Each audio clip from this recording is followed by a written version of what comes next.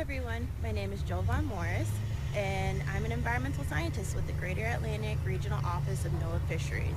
I'm also the coordinator for our sturgeon outreach program called SCUTES, which stands for Students Collaborating to Undertake Tracking Efforts for Sturgeon. The title of my talk today is Unpacking, Unboxing for Sturgeon, Adapting the Popular Phenomena to Promote Sturgeon-Inspired Educational Resources. Enjoy. Thanks. During today's talk, I'll share information about the two sturgeon species we manage here in the Greater Atlantic region. I'll tell you about our K-12 SCUTES Sturgeon Outreach Program and discuss some of the recruitment strategies that we currently use to let educators know about the program and to bring them on board as SCUTES partners. I will also talk about unboxing and unboxing videos, and will conclude by sharing an example from one of our SCUTES partners.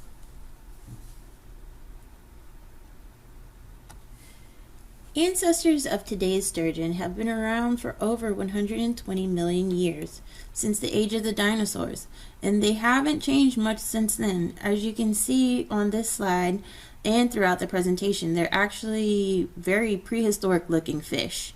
We manage two species of sturgeon, the short-nosed and Atlantic sturgeon, here in the Greater Atlantic region. Each of these fish can live up to 60 years, but the other species have been known to live much longer. There are other species in the Gulf and on the West Coast, as well as in the Great Lakes.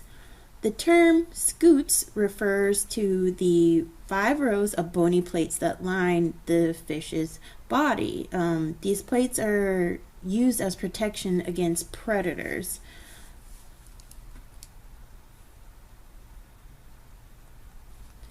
Atlantic and short-nosed sturgeon can be found up and down the eastern coast of the United States, from Canada all the way down to Florida.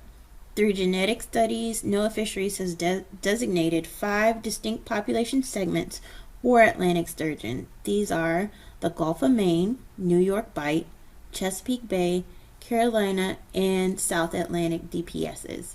These population segments appear to be genetically distinct from each other, and most of these sturgeon are anadromous fish, meaning that, like salmon, they spend most of their time in the ocean but will migrate to rivers to spawn, the same rivers that they were born in. This is known as natal homing.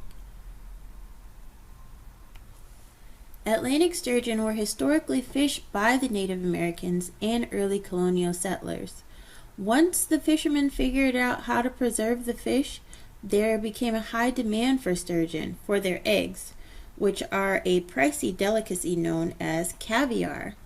In the late 1800s, they were highly exploited and overfished during the Great Caviar Boom, or the Black Gold Rush. In just 10 years, the fishery crashed from upwards of 7 million pounds of sturgeon being caught in 1890 down to 650,000 pounds in 1900s, down to the lows under 1,000 pounds in the 1990s.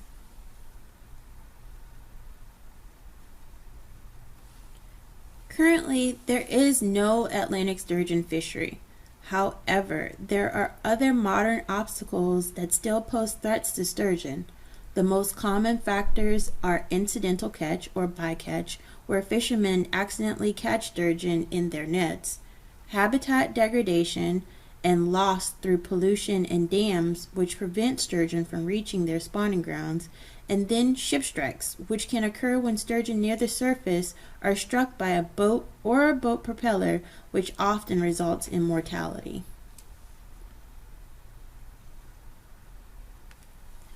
Currently, the entire U.S. short-nosed sturgeon population is listed under the Endangered Species Act and has been since 1967. In 2012, all Atlantic sturgeon that were hatched or spawned in the United States were listed under the ESA. It's because of these listings that we decided to create the SCUTES program, Students Collaborating to Undertake Tracking Efforts for Sturgeon. We noticed that not a lot of people know about these fish or even know that they exist in their local rivers. So what we decided to do was work with sturgeon researchers on collecting data and learning more about sturgeon movements, behaviors, and threats to Atlantic and short-nosed sturgeon. We then use that information to work with informal and formal educators to develop lesson plans and activities about sturgeon. Our thinking was that we could bring that knowledge to classrooms and informal educational centers to bring more awareness about these two sturgeon species. The public, especially students, would be able to learn about the importance of protecting these species and about the important connection between our rivers and oceans and ways to help endangered species in general. We offer a variety of different tools for teachers and educators to use through our educational kits. The kits are lent out to teachers for free so that they can use them in their classroom. We also have tracking data that can be used. It was compiled from our sturgeon researchers, and it can be used for different lesson plans involving mapping and tracking. So we also have our SCUTES website, which we try to make very accessible and put the lesson plans up there so that educators can get to them whenever they need to, and also have a resource for teachers to go to learn about the sturgeon themselves so that they can be empowered to teach their students about these species. You can see our educational kits pictured here. The middle through high school educational kit comes with a binder full of lesson plans, as is the elementary through middle school, but the middle through high school kit is a little bit more lab focused, where it includes a dissection kits for our fish anatomy lesson if teachers need them, and there are a number of various textbooks that we make available to the teachers if they request them. Since SCUTES started in 2012, we've reached a large number of students, hosted a large number of teacher workshops in a lot of states here along the East Coast. Our current recruitment strategies for getting teachers interested in the program have been opportunistic approaches, which would be the snowball recruitment, where one teacher tells another teacher and encourages that teacher to reach out, or through regional gatekeepers at different aquariums and informal educational centers, and also through our social media page. This brings me to unboxing, and a quick Google search of the term unboxing will lead you to the definition seen here. Most of you have probably watched at least one unboxing video in your time online, where you get to see someone, or perhaps just their hands, take something out of its original box, remove the wrapping, and maybe even turn it on. All while this off-screen voice tells you how awesome it looks and feels and operates. Since the early 2000s, unboxing videos have grown in popularity and become a very lucrative social media genre. There are unboxing videos for everything from blenders to shoes, toys, and even live animals. Many of these videos don't go into an in-depth review of the product's technical specifications.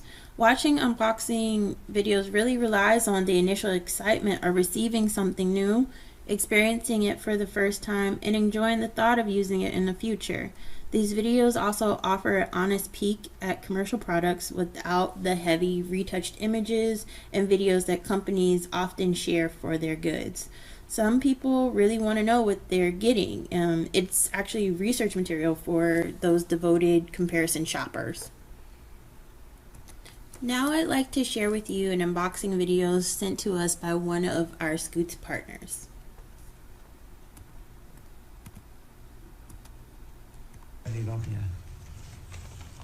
Okay, just got a big honking package from the United States from Jolvan, who works for an outreach program for NOAA, which is this huge American organization. And I told her we were doing research on sturgeon, and she said, oh, we have this kit that we supply to educational people, like organizations like us. So I said, okay.